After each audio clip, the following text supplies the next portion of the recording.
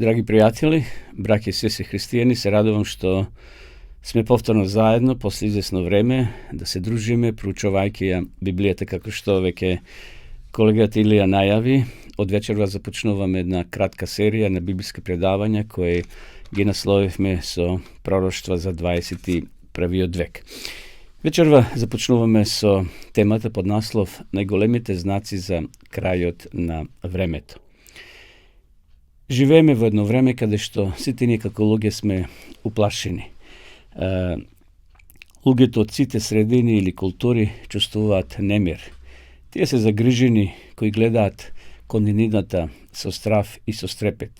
Се прашуваат што ќе се случи следново. Книгата на Откровението јасно ни ја открива иднината, односно го открива Божиот план за утрешнината, за иднината. Сакам една мисла да кажам на почетокот, која ќе ја повторувам и во наредните предавања, а тоа е ако го има во Библијата оно што ние го зборуваме, тогаш и да веруваме во тоа. Ако тоа не се согласува со Библијата, со Светото писмо, тогаш тоа не е за мене. Така да се оно што ние ќе го зборуваме вечерва и во наредните предавања, ќе го темелиме токму на Библијата, на Светото писмо. Последната книга во Библијата се вика Откровение.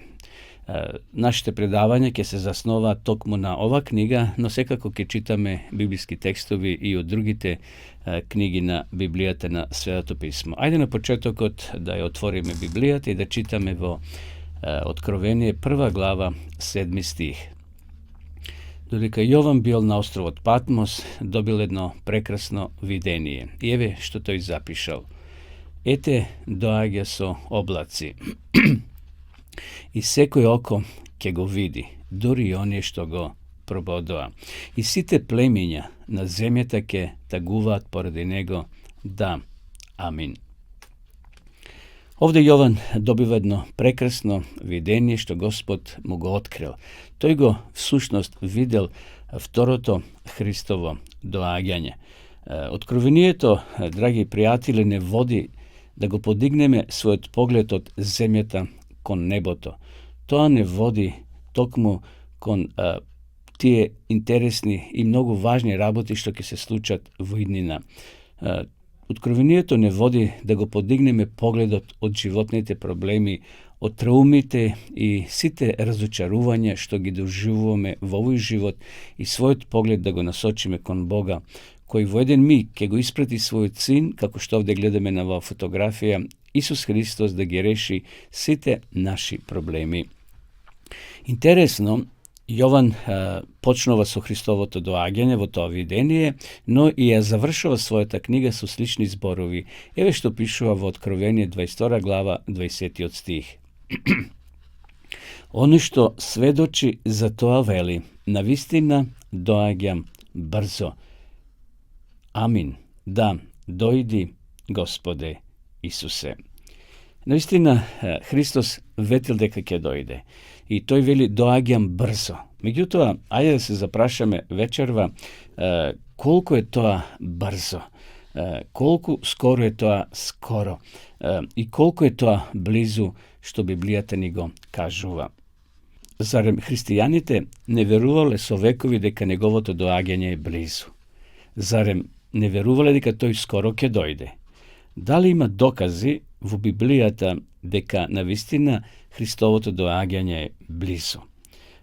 Дали вие и јас, почитувани, лично можеме да го видиме Исусовото доаѓање? Какви знаци може да има во Светото писмо? Ние не сме првите што сме го поставили тоа прашање. Додека Исус бил на оваа земја и неговите ученици се прашувале кои се тие знаци кои укажуваат на неговото доаѓање. И во една прилика Библијата вели дека тие дошле кај Исуса и му го поставиле истото прашање. Еве го текстот, Матеј 24:3. Кој ќе биде знакот на твоето доаѓање и на крајот на векот?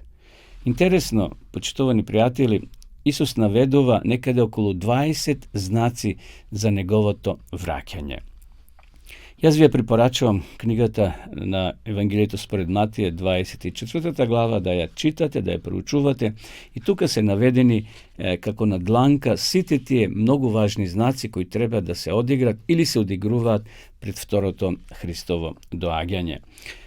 Ајде да ги споменеме кои се тие главните знаци што Матеј ги кажува во 24 глава. Прво, знаци на враќањето на Исус Христос се следниве. Знаци во светот на религијата, знаци во светот на политиката, понатаму знаци во светот на природата, знаци во светот на општеството, знаци во светот на религијата. Ајде да почнеме со мало тумачење и да видиме кои се тие знаци што треба да се одиграт во светот на религијата. Најпрвин, Исус кажува дека пред неговото второ доаѓање ќе се појават лажни Христоси и лажни пророци. Еве го текстот. Зашто ќе се појават лажни Христоси и лажни пророци и ќе прават големи знаци и чуда. Интересно, тоа Исус го кажал во својата проповед, во своите зборувања дека бил на оваа земја. Значи, пред Исусовото доаѓање треба да се очекува или да очекуваме експлозија на интерес за верски водачи кои ги водат луѓето подалеку од Божјата реч и ги водат, на жалост, по погрешен пат преку лажни знаци и чуда. Интересно, тие чуда ќе бидат така видливи, така опипливи, тие чуда ќе бидат така вистински и многу луѓе ќе поверуваат во нив. Зашто тие се духови на демоните, сепак Јован не открива, кои прават знаци, кои одат кај царевите на земјата и на целиот свет. Значи, само затоа што е направено чудо, драги пријатели, не значи дека некој што тврди дека направил чудо е од Бога. Мора да има некој друг извор. Сите чуда не се од Бога и затоа овде гледаме Јован што пишува. Зашто тоа се духови на демоните, кои прават знаци, или би рекол јас, прават чуда, кои одат кај царевите на земјата и на целиот свет. Значи, може да има и друг извор за ова чудо. И затоа мора да бидеме внимателни, да не се залетуваме и да веруваме во секој чудо што ќе го слушнеме и ќе прочитаме.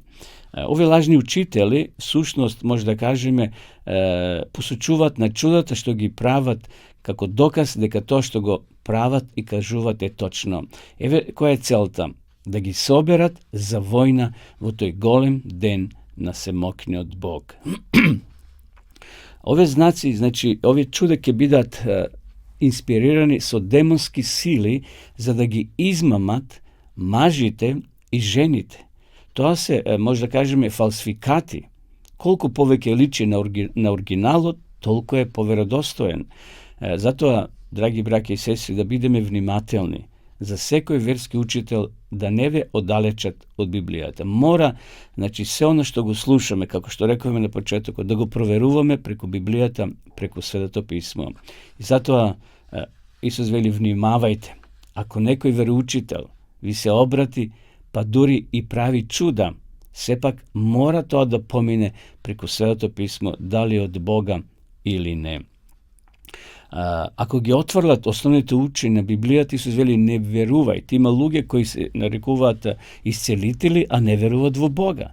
Автоматски таквите треба да ги отстраниме. Затоа, во секое предавање, јас ќе ве поканувам и сега ве поканувам да ги запишете библиските текстови, ако можете, што јас ги читам, да ги проверите во вашата Библија. Затоа го ставаме секој текст, библиски текст на овај екран, да може и вие да го читате и со своји очи да го тоа проверите.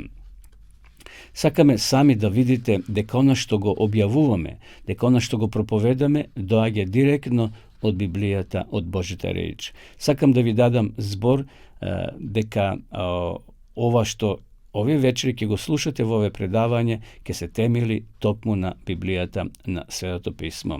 И затоа ви поканувам и вас да имате Свето писмо. Ако немате, слободно на крајот од овие предавања, на излезот таму во ходникот, ќе може да се снабдете со бесплатна Библија и за вас, а може да побарате и за вашите најблиски. Значи, тоа е честно što to vi го кажувам, дека она што ќе го проповедаме овие вечери се темели токму на Светото писмо, на Библијата. Продолжуваме со нашето размислување. Интересно, во 1992 година Шоко Асахара објавил книга во која тој тврдел дека е Христос, единствениот целосно просветлен учител во Јапонија, и ја зел титулата Јагне Божјо. Асахара, интересно, драги браќи и сестри, тврдел дека можел да ја пренесе својата духовна енергија на своите следбеници, дека тоа може да ги острани вашите гревови и вашата лоша карма. Интересно, 3 години подоцна, по објавувањето на ова книга, неговите следбеници пуштиле смртоносен газ во метрото во Токио, при што загина некаде околу 30 лица и илјадници беа повредени. Мислам дека вие постарите ќе се сетите, тоа се случуваше во Јапонија и тоа го објавија и светските медиуми. Меѓутоа, во африканскиот континент по име Јосиф Кипветере и Кредонија Маверинде ги одвеле своите следбеници во ужасна смрт. Многу е опасно ние денеска да следиме култови. Што е тоа култ? Тоа е човек кој има јака карма, има јако влијание, поводливи се луѓето по него, голема харизма и поведува по себе луѓе симпатизери кои му веруваат, и такви има во историјата многу интересни такви работи. Еве ова година, некаде околу 30 години помина од Давид Кореш, кој исто така заведе на голема група во Америка, кај што дури федералната полиција ги убија, и тоа беше голема неволја за самите полицајци и војници во Америка, кога има вооружен судир со групата на Давид Кореш. И затоа зборовите на Исус Христос, драги браќи и сестри, се многу јасни и гласни. Исус кажува дека во последно време треба да очекуваме експлозија на интерес во светот на окултното, за ненормалните работи. Тоа се ненормални работи кои навистина ќе поведуваат и ќе заведуваат многу луѓе. Ова Исус го кажал пред 2000 години. Книгите, списанијата, филмовите за окултизмот денеска се продаваат се повеќе и повеќе. Одем понатаму да кажеме нешто и за знаците во светот на политиката. Еве го текстот кој ќе го прочитаме за која минута. Најпрви ќе се појават војни. Всушност, ќе има такви меѓународни судири што ќе бидат од светски рамки, не некои локални, племенски или селски војни. Ова ќе бидат многу страшни војни. Исус вели во Матеј 24:6: ќе слушате за војни и гласови за војни, зашто народ ќе се крене против народ и царство против царство. Може би се прашувате, зарем немало војни секогаш во минатото? Имало, но овде Исус предвидел непосредно пред крајот дека ќе има меѓународни конфликти на глобално ниво. Од секогаш имало војни во историјата на човештвото. Меѓутоа, поентата е дека овие војни во последно време ќе бидат знак за крајот на светот. Дали забележувате во овие текстови што ги читавме? Исус вели, ќе чуете, ќе слушате за војни и гласови за војни. Во множина е ова, не војна, туку војни, што значи тоа ќе се протекнува преку целиот тек на историјата на човекот. Исус предвидел дека непосредно пред крајот ќе има меѓународни судири, и тоа на светско ниво. Со други зборови, ќе има војни во светот. Влегувајќи во 21. век, навистина, или во 20. век, имало 165 војни во кои загинале повеќе милиони луѓе. 5 од нив само однеле околу 6 милиони жртви, 180 милиони смртни случаи само од војни. А што да кажеме за 21. век? Еве може да прочитате овие градови, држави кои се овде назначени на екранот. Навистина и денеска, еве што е актуелна војната помеѓу Русија и Украина, меѓутоа се појавуваат нови војни. Еве сега се појави завчера во Африка, така да во Судан насекаде избиват судири и така натаму. колко je, драги браки и сестри, Библијата точна, односно пророштвата, што Исус ги кажал во Светото писмо. Понатаму, кревки мировни договори. Што значи тоа кревки мировни договори? Еве го текстот што го читаме во Прво Солоњаните 5 глава 3 стих. Кога ќе речат мир и безбедност, тогаш ненадејно ќе падне погибел на нив и неки избегаат. Значи, класичен пример за мировен договор кој требаше да стави крај на сите војни е всушност Версајскиот договор, кој се случи на 28 јуни 1919 година, што требало да оди кон Лигата на народите. Всушност, тогаш е воспоставен овај Версајски договор за да се склучуват мировни споразуми помеѓу државите кои се завојувани.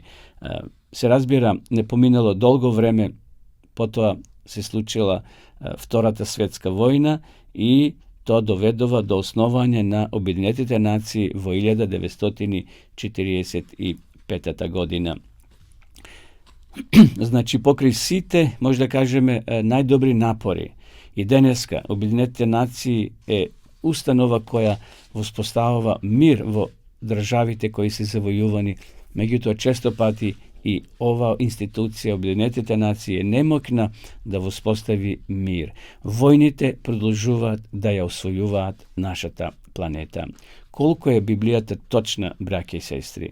Таа зборува токму за нашето време.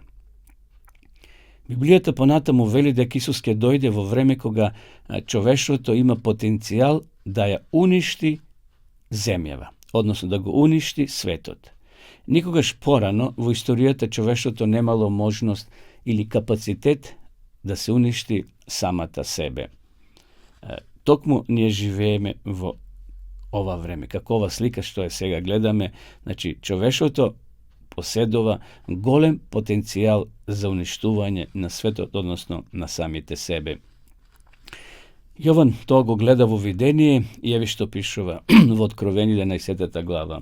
И народите се разгневија и дојде твојот гнев и времето да им се суди на мртвите и да им се даде награда на твоите слуги, на пророците и на светиите и на оние кои се бојат од твоето име. И они што се плашат од твоето име, мали и големи, и треба да ги уништат оние што ја уништуваат земјата. Интересно, затоа Исус кога ќе дојде, тој ќе дојде да ја предаде својата награда. Тој ќе дојде во време кога човечкиот род ќе има капацитет да ја уништи земјата. Но се прашуваме дали човечката раса ќе се уништи самата себе. Дали Господ ќе дозволи да некој таму политичар притисне на тоа црвено копче и ја уништи планетата Земја со некоја атомска бомба. Денеска знаеме дека големите велисили поседуваат мокно оружје на атомска енергија. Дали Бог ќе дозволи да човекот ја уништи ова планета? Секако нема да дозволи. Ки има локални војни како што имало. Ки има и војнина, но сеопшта војна за уништување на се што постои како жива сила, Бог нема да дозволи, затоа што Бог треба да го прогласи крајот на оваа земја, како што пишува таму во Откровение во последната глава. Браќи и сестри, не треба се плашиме, затоа што Господ има решение. Исус рекол дека светот ќе биде обземен од страв. Тој ќе зачекори низ прагот на вечноста во времето и тој ќе дојде да не избави. Токму кога човекот ќе се најде во некоја безизлезна ситуација. Библијата вели и додека уште велат мир и безбедност, тој ненадејно ќе дојде на оваа земја. Луѓето пак ќе умират од страв, како што спомнав пред малку, и од исчекување на она што светот ќе го најде, зашто небесните сили ќе се поместат. Токму затоа Исус ќе дојде во тоа време, кога човекот ќе живее во тотален страв, кога сите ние сме исплашени, кога ние сите сме вознемирени. Исус вели: смирете се, јас ги имам клучевите. И затоа очекувањето на доаѓањето на Исуса Христа, на Господа, што се приближува, е блажена надеж за сите христијани. Може би символично да споменеме како да ги слушаме чекорите на Исуса Христа на неговото доаѓање. Целата историја, почитувани браќи и сестри, се движи кон тој величествен крај. Исус рекол да ги подигнеме своите погледи или да го подигнеме својот поглед од земјата и да се насочиме на божествената реалност. Исус рекол ќе се вратам скоро. Откровението открива дека постои надеж, постојат знаци во светот на религијата, во светот на политиката и знаци во светот на природата. Ајде да кажеме неколку зборови и за знаците во светот на природата. Библијата предвидува дека целата природа ќе биде надвор од контрола непосредно пред Исусовото доаѓање. Треба да очекуваме торнада, пожари, поплави, урагани и епидемии што косат, што тешко можеме да ги разбереме. Меѓу овие природни катастрофи е библиското предвидување дека ќе има глад, немаштија насекаде во светот. Ајде да го читаме текстот во Матеј 24:7. Ќе има глад, помор и земјотреси на разни места. Можеби ќе се прашате, зарем немало глад секогаш? Немало ли секогаш гладни души? Секако дека имало. Секогаш низ вековите имало гладни деца. Но постои разлика во ова. Исус не предвидел глад, туку рекол дека има повеќе глад на меѓународно ниво. Не виден глад непосредно пред доаѓањето на Исус Христос. Кога ќе го разгледаме нашиот свет, навистина ова пророштво, како и другите, се исполнуваат пред наши очи. Обединетите нации кажуваат, неодамна дадоа изјава дека има сериозен недостиг на храна во 38 држави во светот. 1/6 од светската популација може да споменеме дека вечерва ќе легнаат без вечера. Значи, неверојатно е кога ќе погледнеме околу себе колку е огромен гладот во светот. Стручњаците, браќи и сестри, предвидуваат дека од 2 милиарди луѓе во денешниот свет, скоро 1/3 од светската популација хронично умираат од глад. 10.000 луѓе на ден, 3,5 милиони луѓе годишно умираат од глад. Колку е Библијата веродостојна, колку е пророштвото точно како што читаме. Исусовото предвидување за глад се исполнува со необјаснива точност. А потоа Исус рекол дека ќе има и помори. Што е тоа помор, почитувани браќи и сестри? Што е тоа чума? Еве го текстот. Ќе има глад, помор и земјотреси на разни места. Чумата е необична болест која ги погодува човечките суштества, земјоделските култури, ја погодува нашата околина во која ние живееме. Може се појави поради природни причини или поради небрежност на човечките суштества. Но Матеј во 24 глава, тој вели дека ќе има глад, ќе има чума. Ова пророштво се исполнува со голема брзина, еве и во наше време. Сме слушнале за разни пестициди на земјоделските култури. Причината зошто земјоделците стават пестициди на посевите тоа што во нив има болести, односно во тие производи, но ги шприцат за да се уништат тие болести.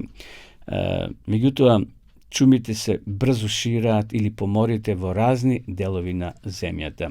Еве, имате овде текст од Светската здравствена организација, издаден во 2016 година. Секој година има повеќе од 1 милиарда случаи и над 1 милион смртни случаи од болести родени со вектор, тоа се поморници како што се маларија, денга, шистосмизијаза, човечки африканска трипаносомијаза и овде читате веќе какви се тоа изрази што тешко и може да ги прочитаме, но тоа се е на глобално ниво. Значи се појавуваат разни помори, разни болести кај што уништуваат посеви, уништуваат дури човечки животи. устануваат една или најмалку неколку децени пред шансата да се спречат новите опасности со кои се соочуваме да биде изгубена, а перспективите за човештвото се намалуваат неизмерно. Колку е Библијата точна, драги браќа и сестри. Библијата кажува и на разни места ке има глад, помори, но ке има и потреси, ке има и земјотреси. Еве како што го читаме и текстот. Значи, ке има помор и земјотреси на разни места. Се проценува дека во светот моментално секојдневно доживува 50 земјотреси на ден или 31.000 годишно. Замислете, земјата се треси на друго место, вели како пијан човек. Постои една апликација на интернет, може да ја пронајдете, која моментално ги регистрира сите земјотреси во светот, секако оние држави кои имаат такви станици за мерење на потресите.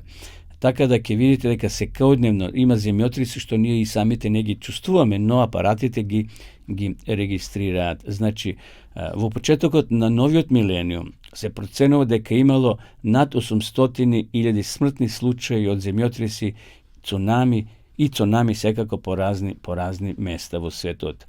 Исус колку е точен во своите прогнози и кажува дека ќе има глад, помор и земјотреси на разни места. Еве тоа што го спомнав, значи се проценува дека во светот моментално доживува 50 земјотреси на ден. Страшно е сето она што се случува, го гледаме и со своји очи што се случи пред извесно време во соседна, односно во Турција, каде што некаде околу 50.000 луѓе загина, иако таа бројка се уште не е вистинска, зашто се уште се пронаоѓаат затрупани луѓе во тие урнатини. Но Библијата тоа го кажува, не да се Бог радува на земјотреси, туку нас да не предупреди, да сватиме дека ние живееме токму во исполнување на знаците пред второто Христово доаѓање. Што да кажеме за промените во природата? Се уништуваат големи пространства на шуми. А шумите, знаеме, се белите дробови каде што кислород се создава и така натаму. Овој пресврт во природата ќе се открие на разни начини, како што се урагани, тајфуни, торнада, поплави, пожари, ќе наидуваат рапидно, брзо. Се повеќе и повеќе ќе има такви феномени. Вестите се полни, драги браќа и сестри, со несреки, што ги снаоѓаат милиони луѓе во светот. Еве само да се подсетиме дека во 2001 година илјадници лица гинеа, беа повредени, беа раселени или финансиски оштетени од пожари, поплави, жешки лета, студени зими, вулкански ерупции, урагани, тајфуни, торнада, суши, така натаму. Токму ние живееме во тоа време. Овие природни несреки или непогоди се знаци на враќањето на нашиот Господ и Спасител Исус Христос. Понатаму да кажеме и за знаците во светот на општеството. Еве го текстот, односно што сега сакам да го поделам. Матеј 24 глава 37 и 38 стих.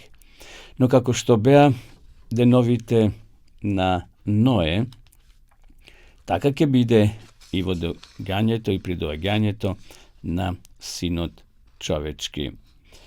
Исус рекол како што беше во деновите на Ное. Може да кажеме дека и денеска, како и во времето на Ное, постои морална пропаст и корупција, која ќе биде се повеќе распространета.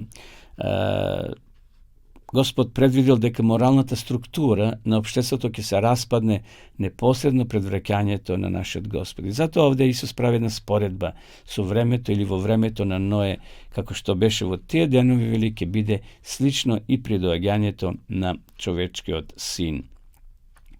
Многумина ја знаат таа приказна за Ноевиот ковчег, која била полна со животни кои ги избегнеле водите на потопот што ја уништил земјата, но како што било општеството расипано во времето на Ное пред потопот, Исус дава навестување дека такво нешто ќе се продолжи и пред неговото второ доаѓање. Зашто како што во деновите пред потопот јадија, пија, се мажија и се женија до денот кога Ное влезе во ковчегот. Навистина, некој ќе се запраша, можеби, што не е во ред ако луѓето јадат и пијат? Ништо. Луѓето треба да јадат и да пијат. Што е лошо во бракот? Може да кажеме ништо. Но сепак, овој цитат, овој пасос ги опишува луѓето кои продолжиле да живеат еден себичен и безбожен живот. Во тоа е проблемот.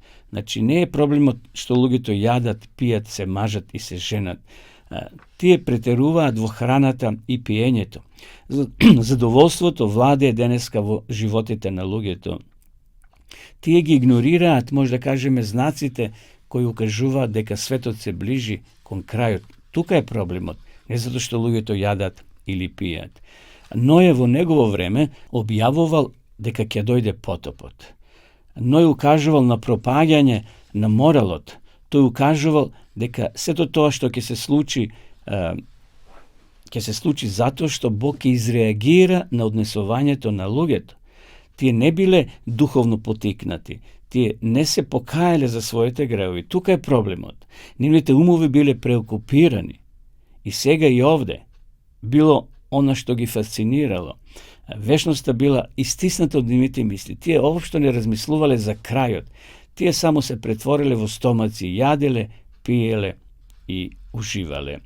А што да кажеме за денеска? Што е со денешнината? Исус предвидел дека на крајот од времето ќе има слаб морал, исто како што било во времето на Ное.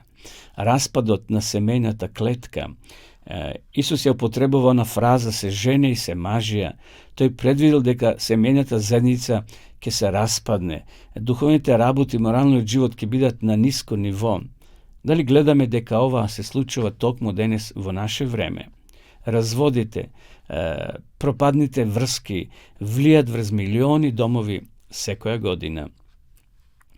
Децата, многу деца денеска растат без татко, без мајка, се обично ранливи кога станува збора за самоубиство, за криминално однесување, зависност од дрога, нарушување во однесувањето, жртви на силување или силувачи, малолетничка бременост и поголем ризик од одење во затвор на таа популација на млади луѓе кои навистина живеат во еден таков расипан свет.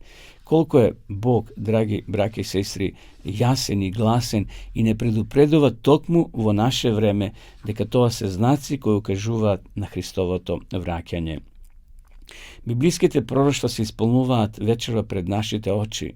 Зголемување на криминалот и насилството. Каква трагедија денеска се случува во светот во кој ние живееме.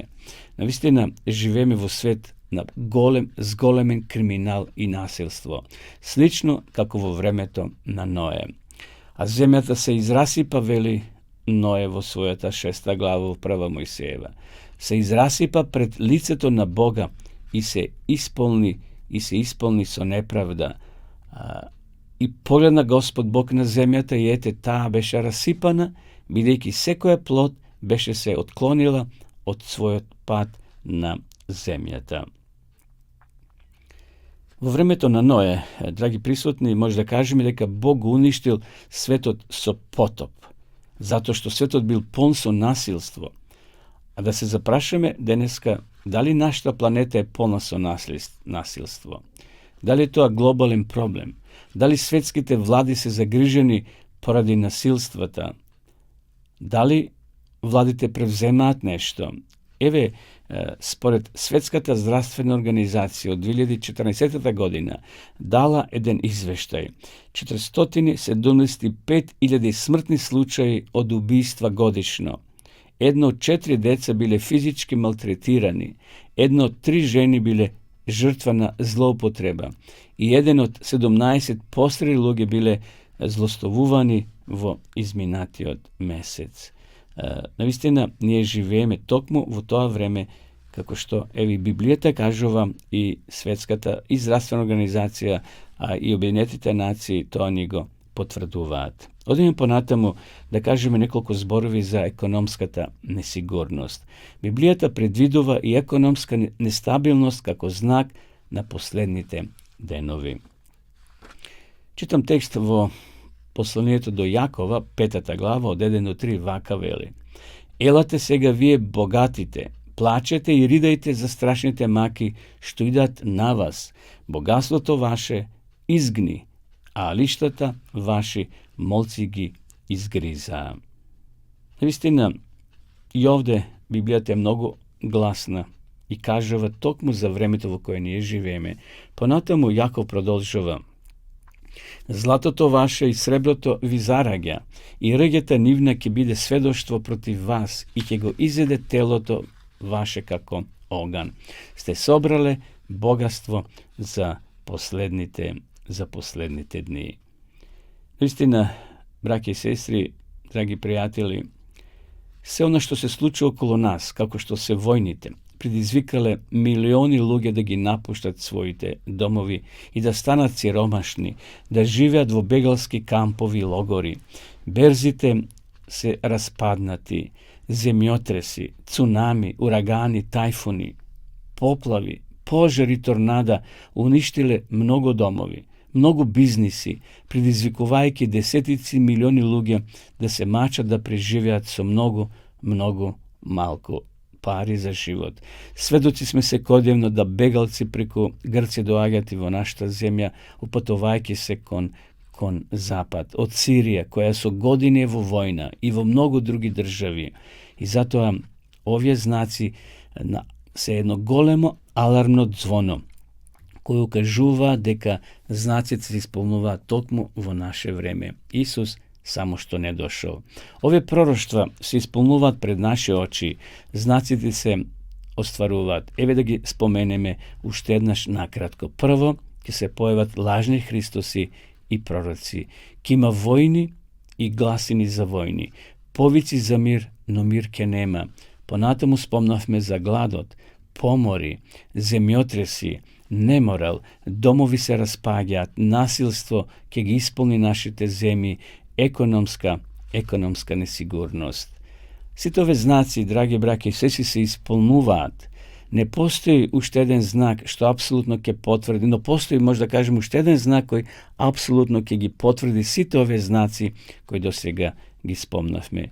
Еден од најголемите знаци дека ние живееме на прагот од крајот на светот е токму Евангелие во целиот свет. Еве го тој текст кој го читаме во Матеј 24 глава 14 стих: и ќе биде проповедано ово Евангелие за царството по целиот свет, за сведоштво на сите народи, и тогаш ќе дојде крајот. Добро читате овде. Значи, ќе се проповеде Евангелието за сведоштво. Сите нема да бидат спасени, сите нема да го прифатат Евангелието, таа радосна вест. Меѓутоа, овде нагласувам крајниот дел од текстот, вели: и тогаш ќе дојде крајот. Значи, кога масовно ќе се проповеде Евангелието на сите 4 страни во светот, ете, ние и тоа го правиме. И овде, преку вакви предавања, на интернет, преку Фејсбук, на разни медиуми денеска се проповеда Евангелието и во пишена форма, значи се делат Библии, трактати, брошури, да допре до секој човек на оваа земја. Ние живееме токму во исполнување на ова пророштво. Но, еве, Јован тоа го потврдува во својата 14 глава во Откровението. Потоа видов друг ангел, како лета среде небото, имајќи го вечното Евангелие, да им проповеда на оние што живеат на земјата, на секој народ, племе, јазик и народ. Значи, или народност. Еве, тоа е веста на Евангелието, да се проповеда на секој човек, на секоја жена, на секоја живо суштество. Значи, и Откровението вели дека ќе знаеме дека сме дошли до крајот на светот, како конечен знак, кога Евангелието ќе се проповеда на сите страни. И затоа ова го гледаме денеска со наши очи. Ова пророштво се исполнува мощне брзо. Денес Евангелието ги надминува сите пречки преку радиото, телевизијата и интернетот. Колкумина од нас има денеска мобилен телефон, скоро секој го има. Се е достапно и Библијата може да се чита на интернет, да се слушат разни предавања. Денес многу луѓе може да примат текстуални пораки и библиски предавања директно на своите мобилни телефони. Бог стигнува до луѓето на секој можен начин. Во едно планинско село vo jugoistočna Azija oddelno pleme dobilo radio tranzistor. Тие почнале да го слушаат сигналот на кратки бранови на едно адвентистичко светско радио, кој е христијанска мрежа, а кој емитува евангелски предавања со духовна содржина. Додека слушале Божјата реч, целото село било променето од Божјата милост и тие станале христијани. Во еден богат дом на Блискиот Исток, едно муслиманско семејство почнало да гледат христијанска телевизија и нивниот живот се променил интересно и тие сега се посветиле на тоа да бидат заедно со Исуса. Во еден сибирски затвор, еден тврдокорен криминалец ја слушал пораката за Христа преку сателит и сега е посветен верник. Во еден друг европски град со голем број жители, еден очаен млад човек кој сакал да изврши самоубиство, добил една брошура во која се рекламирала серија на предавања за пророштвата, како денеска ние што проучуваме. Нова надеж го преплавила неговото срце и настанала промена во неговиот живот. На многу места во светот, во неплодни пустини, богатите домови, дали си сиромашни или богати домови, луѓето од сите градови и села, Евангелието напредува, драги браќи и сестри, во последно време. Бог денес прави чуда низ целиот свет. Милиони се разбранувани како никогаш порано.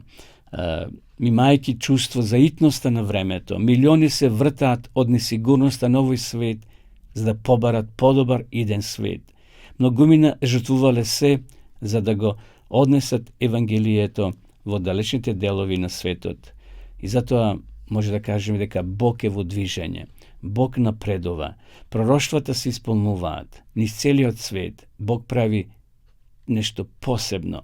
Бог може да направи посебно и за тебе вечерва, ако му го отвориш твоето срце. Ние сме на работ на Божето царство. Знаците што Господ ни ги дал се исполнуваат. И Бог ги повикува и мажите, и жените, и тебе и мене. Тој ни повикува сите нас да бидеме подготвени за неговото доаѓање. Нека Господ не благослови сите нас вечерва и да широм го отвориме своето срце, да Светиот Дух го исполни тоа наше срце, да може да ја зајакне нашата вера и да одиме да чекориме заедно напред, без разлика што и да се случи. Бог ќе биде секогаш постојано на наша страна. Нека Господ не благослови и ве поканувам да се видиме и утре повторно заедно да продолжиме со библиските проучувања. Амин.